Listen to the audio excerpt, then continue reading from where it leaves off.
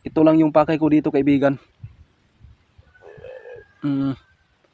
Dahil marami pong mga taong nagtatanong po, no, na dahil sa iyo ipatatanong po daw para po ay malaman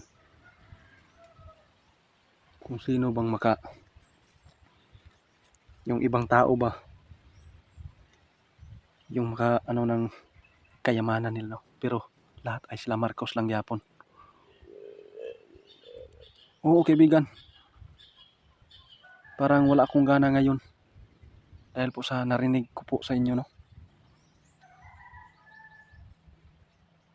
Grabe po, parang hindi talaga ako makapagsalita ng husto dahil po sa narinig ko sa iyo ngayon, no.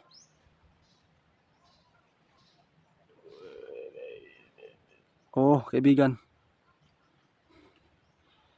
hindi po tayo mag-asa guys, no, sa pagsalig po kay Marcos. Dapat daw guys, dili lang kita mo pagkawalag pag-asa guys, no. May itatanong lang po tayo kay kaibigan Inkantong Itim guys. Sana po narito po siya. Kaibigan? Good morning po kaibigan. Ay salamat kaibigan. Oo. Nagpapasalamat ako kaibigan, nandito ka. Naalam ko ipangutanan sa kanyo mga kaibigan. Oo. Bahin po ito kay Marcos.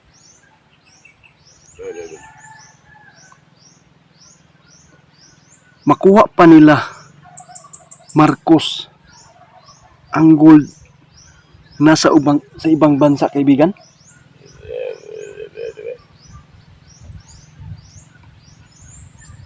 Kung makapahimulos ba ang tao sa kayamanan nila?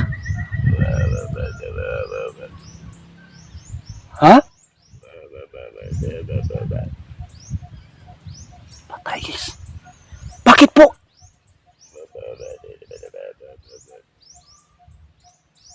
Ginoo ko guys. Yung makapagpahimulos po ng kayamanan guys. Mga Marcos lang gyapon ang makapahimulos day guys.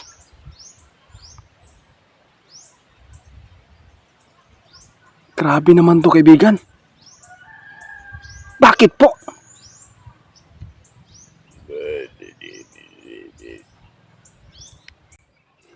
Tigil di basta-basta guys.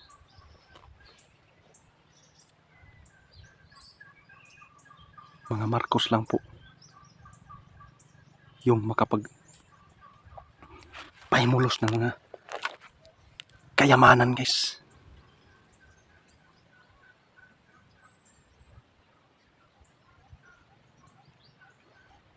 Grabe naman kaibigan, no?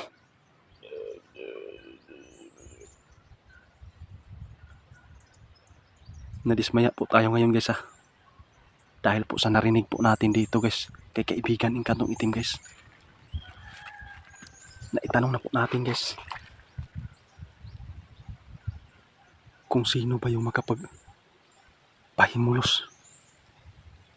Akala ko kaibigan ibang mga tao yung makapagpahimulos ng kayamanan.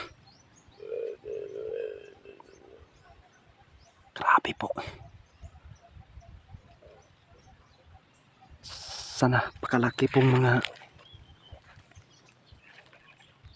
binarita guys, no, yung mga gold. Hindi po yung mga tao na makakuha nito guys, kung hindi yung lahat ng Marcos po, mga kaparintihan po, lahat po ay pag-aari po nila Marcos guys, yung makakuha dito. Hindi sa ibang tao yung makatanggap. Bakit po kaibigan, no?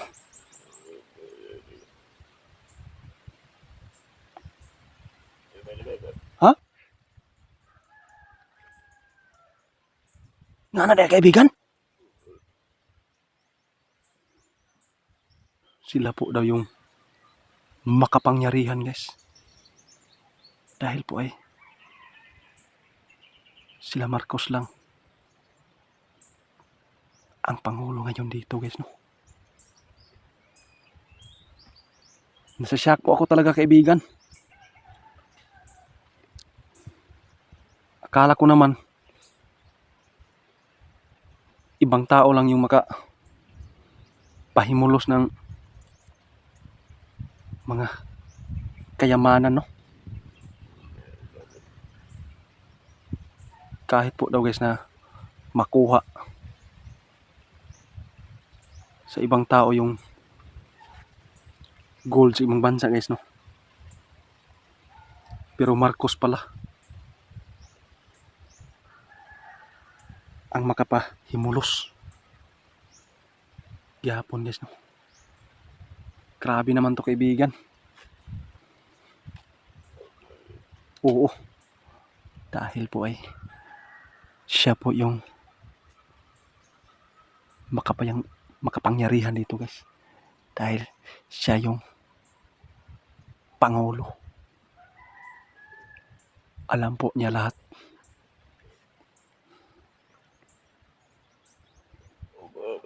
Ha? Grabe, guys, no? Kahit ano pa yung mga tinatago, guys, no? Mga gold, mga binaritang mga treasure, guys. Nasa pag-aari po kay Marcos. Hindi yung ibang tao yung makapagpahimulos po, no, ng mga ari-arian dito sa bansa. So, guys, no, narinig po natin dito na itanong natin kay kaibigan Engkantong Itim, guys, na hindi po tayo makapahimulos sa kayamanan nila Marcos.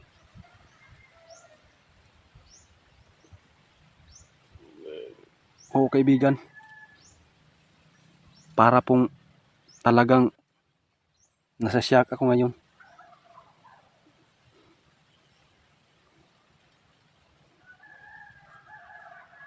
Kahit po ay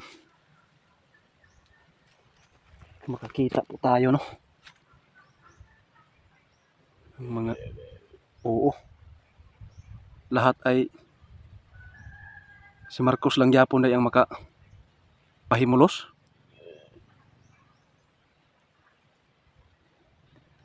So ngayon, guys, grabe po, no, narinig po natin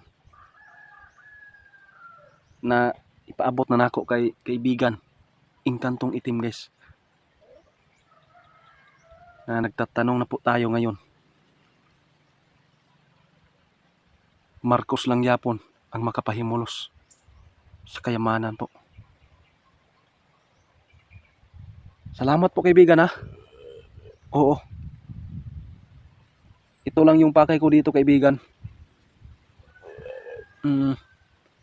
Dahil marami pong mga taong nagtatanong po, no, na dahil sa iyo ipatatanong po daw para po ay malaman kung sino bang yung ibang tao ba yung ano ng kayamanan nila, no? Pero lahat ay sila Marcos lang yapon. Oo, kaibigan, parang wala akong gana ngayon dahil po sa narinig ko po sa inyo, no. Grabe po, parang hindi talaga ako makapagsalita ng husto dahil po sa narinig ko sa iyo ngayon, no.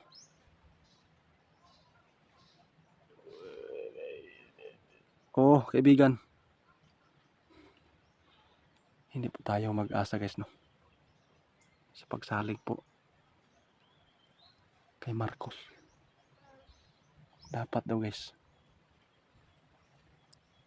Dili lang kita mo pagkawalag pag-asa guys, no? Umangad tayo sa Panginoon. Salamat kaibigan ha. Oo. Grabe kaibigan. Salamat po talaga. Sa walang sawa yung pagsuporta mo sa akin ha. Oo kaibigan, salamat. Huwag lang daw tayo mag-alala guys, no? May Panginoon naman guys na gumagabay po daw sa atin guys. Dito guys. Nakausap talaga natin si kaibigan Inkantong Itim guys.